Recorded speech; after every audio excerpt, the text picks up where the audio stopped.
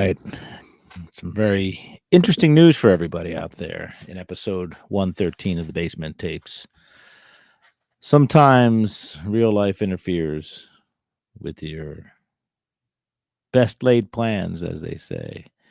And going through this, truthfully, from the start of the previous 112 episodes, I had not bought a baseball card of any type, a sports card of any type, a collecting card of any type. Hadn't logged any into my collection.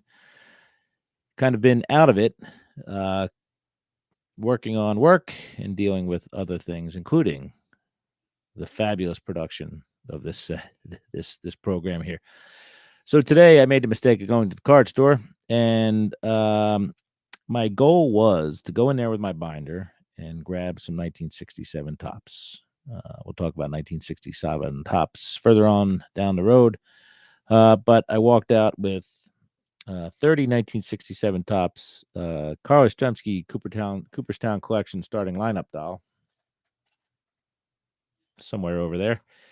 And a couple of these cards that I had never had before, and a very unique item and a very historical item, I guess we can say. The 1961-62 Fleer basketball cards. Got 4 of them now. They were all graded. If you're on Twitter, you can clearly see which ones I have. Yes, I am now the owner of 4 of those, and I had pondered the idea of just doing kind of an update further down when I was done this whole thing. Who knows if I'm ever going to finish? So this got in under the wire because these 10 episodes, this set chronologically fits right in there. So 1961-62 Fleer basketball. Let's read about it. If it is not laid out here henceforth, then I will wrap up with my thoughts on this set. First, basketball cards for me. Since the 1933 Sport King set, and I have a basketball card from that. So it's been quite a gap here since we saw some basketball card sets. 66 total cards, $308.18, $20,340 total value according to Beckett OPG, $5,000 to $10,000 for this set upon completion. The 1961-62 Fleer set was the company's only major basketball issue until the 1986-87 season. The cards were issued in 5-cent wax packs with 24 packs in a box. The cards in this set measure the standard 2.5 by 3.5. They don't look it.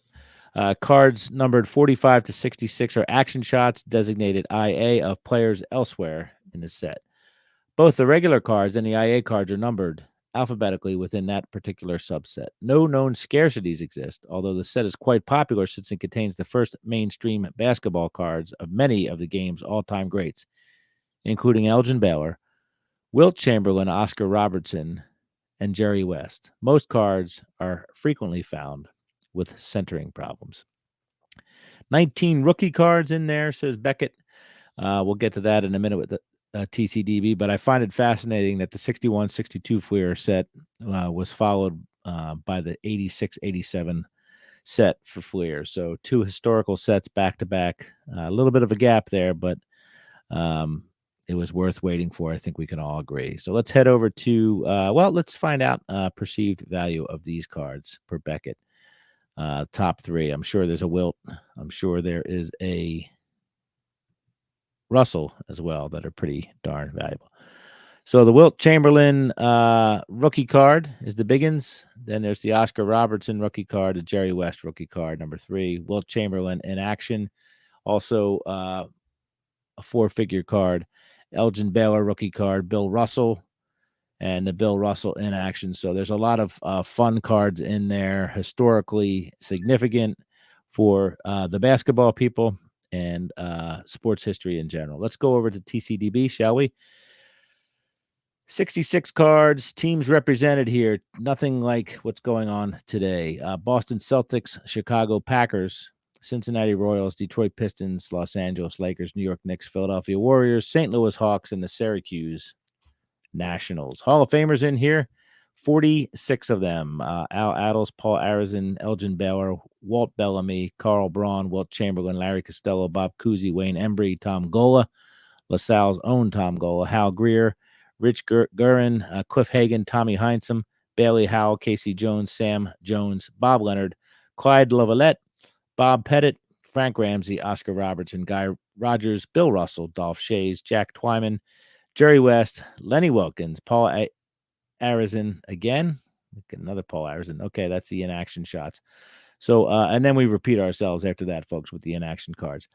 Rookie cards, again, a lot of them. Adles, Baylor, Bellamy, Boozer, Wilt Chamberlain, Wayne Embry, Shahugu Green, Hal Greer, Guerin again, Bailey Howe, Casey Jones, Sam Jones, Rudy LaRusso, Tom Masheri, Don Ole, Oscar Robertson, Guy Rogers, Jerry West, and Lenny Wilkins. Comments. Oh boy. REH says the set size, 66 cards, was determined by the industry standard 11 by 12 cards, 132 divided by 2. In this way, 66 card set would have no short prints or double or quadruple prints. WAMP says the 1961-62 Fleer set was the company's only major basketball issue until 1986-87 season. The cards were issued in 5-cent wax packs with 24 packs in a box. The cards in the set measured standard 2.5 by 3.5. Cards number 45 through 66 are action shots. I'm going to tell you right now that WAMP took this directly verbatim from Beckett OPG, so I'm going to stop right there. Let's look at the packaging. Wow, what a beautiful wax box there. The Fleer crown prominent there on the bottom left, and bubblegum, of course, is what we're selling here. Pro Basketball. 5 cents, and it looks like the gentleman on the cover art is actually dribbling the ball that says 5 cents. 24 packs, 5 cents a pop. Beautiful wax box there. Fleer did a wonderful job. Pro Basketball 5-cent bubblegum wax packs. Gentleman from the Aryan Nation is pushing a ball to his hands and perhaps shoving it to the hoop in the forefront. What did I just say? And there's a Fleer crown right over top of the gentleman's head. So cool little wrapper there. Let's see if we can get in there. AMP Wenmag engine-powered airplane. So only $6 you can get yourself an engine-powered airplane through the fine people at Fleer Gum Company in Olney, Philadelphia, Pennsylvania. So too much fine print for me to read, so apologies to all. Let's get over to the sell sheets and ads. Wow, look at this, man. This says a new series, a sure hit. I should probably bring it up. A sure hit. All the leading stars. Philadelphia Warriors has Wilt Chamberlain and Elgin Baylor, and Wilt Chamberlain again, and Elgin Baylor again, and Bob Cousy and Jack Twyman, and Bob Cousy again, and another Jack Twyman. Order now from Fleer. So nice little sell sheet there. Let's look at the gallery, shall we? The gallery, these cards are special.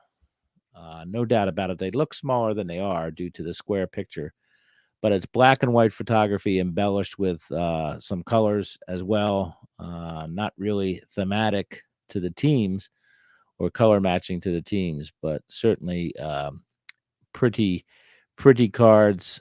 Centering is an issue, as they said. People in Philadelphia, we do not measure twice, and we only cut once.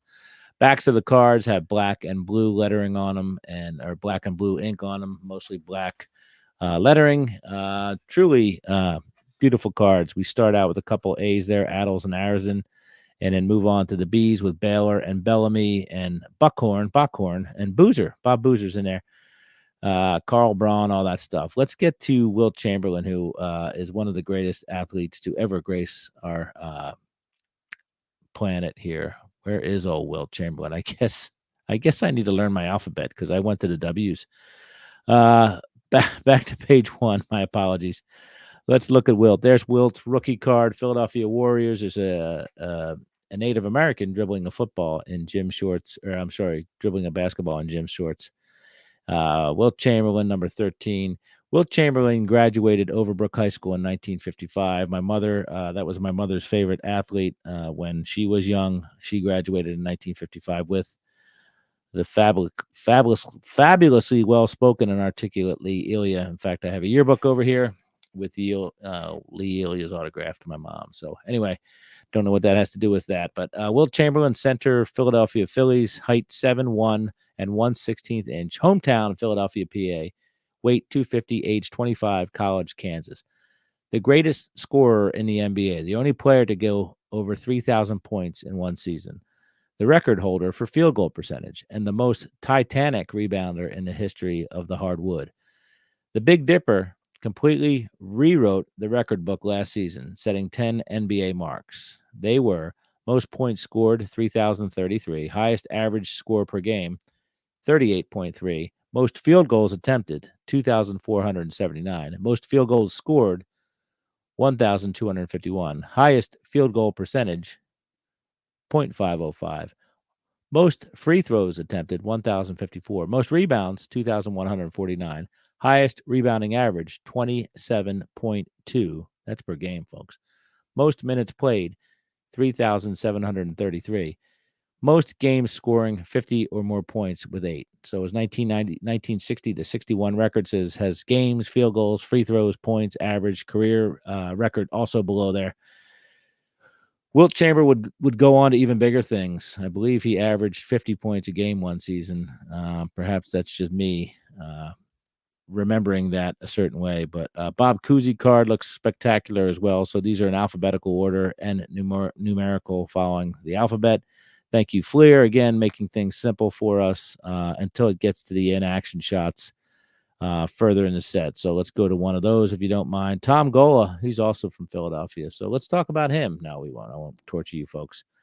Who do we want to talk to? I guess you got to find Bill Russell, right? It only makes sense for us to pay tribute to Bill Russell and his inaction card. So his inaction card is card number 72. Boston Celtics. Bill Russell takes to the air. Bill Russell, center, Boston Red Sox, height 6'9", hometown Reading, Mass. Weight 215, age 27, college San Francisco U. He is the triggerman on the Celtics fast break, sweeping the defensive board and passing off to Bob Cousy to start the green shirts' speedy machine in motion. When he reaches high to catch a pass in one hand and whip it like a baseball to a teammate, he looks graceful and sure. Around the backboard, he is in complete control of himself. Coming down with a rebound, he holds tight to the ball, looks carefully before passing out, and moves down court in deceptively fast and amazing long strides.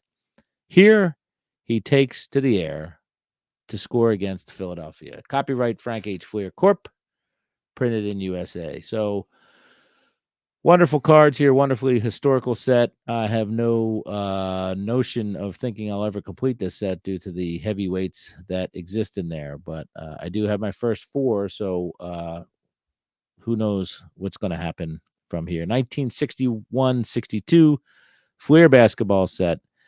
Boy, what a dandy, as they say. Episode Basement Tapes 113 is cooked.